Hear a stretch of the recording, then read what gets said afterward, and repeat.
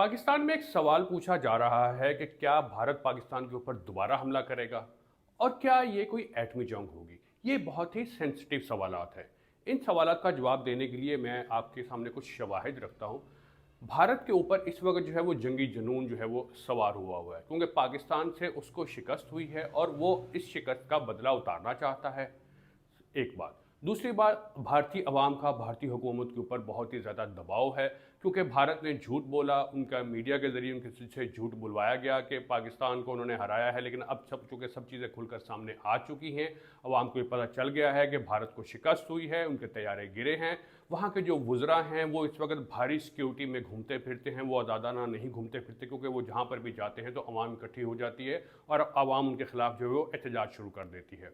तीसरी बात, भारत जो है वो इस वक्त कोशिश ये कर रहा है कि किसी भी तरह से अमेरिका से F-35 तैयारे जो हैं वो लिए जाएं। ये F-35 तैयारे F-16 बनाने वाली कंपनी ही बनाती है और ये सिर्फ अमेरिका में ही तैयार होते हैं क्योंकि भारत को ये जोम था कि उसके पास F-16, क्योंकि पाकिस्तान के पास F-16 है तो भारत के पास F-16 का तोड़ जो है वो राफेल तैयारे थे। हालिया लड़ाई में पाकिस्तान ने राफेल तैयारों को मार गिराया है, उनकी टेक्नोलॉजी को जैम कर दिया, उनका जो है बिल्कुल सिस्टम जो है वो ख़राब कर दिया, सत्यानाश कर दिया, जिसके बायस भारत अभी कोशिश कर रहा है कि वो किसी भी तरह से F-35 जो है वो अमेरिका से हासिल कर ले। चौथी बात यह है कि अगर भारत ऐसा कर भी लेता है, अमेरिका से F-35 तैयारे हासिल कर भी लेता है, जो पाकिस्तान की जो एयरफोर्स है वो इस कदर मजबूत है, इस कदर जो है वो स्ट्रॉन्ग है टेक्नोलॉजी वाइज भी कि वो उन तैयारों का एक भरपूर सामना करेगी। मैं ये नहीं कह रहा कि भारत की जो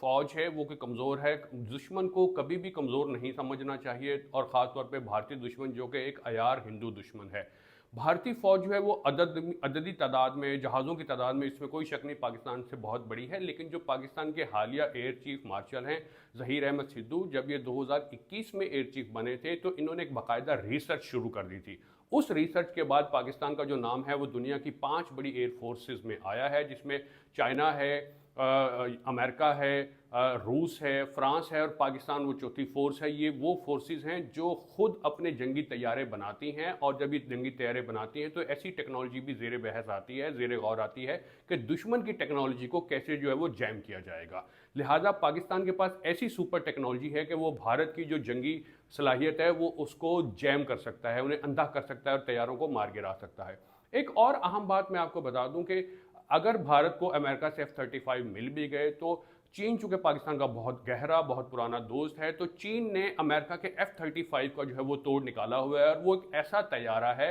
जो सिर्फ चाइनीज फोर्स के पास है और अमेरिका को भी इस बात का पता है कि पूरी दुनिया में F-35 का जो तोड़ है वो सिर्फ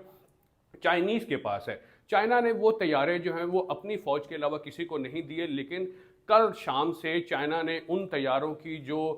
मशकें हैं वो पाकिस्तान और चाइना की सरहद पर शुरू कर दी हैं, जिसके बाद जो है वो भारत मजीद बुखलाहट का शिकार है। आखिरी बात जो मैं आपको बताना चाहता हूं कि पाकिस्तान पर हमले के लिए भारत इस वक्त सफारती कवर, यानी कि जो सफारती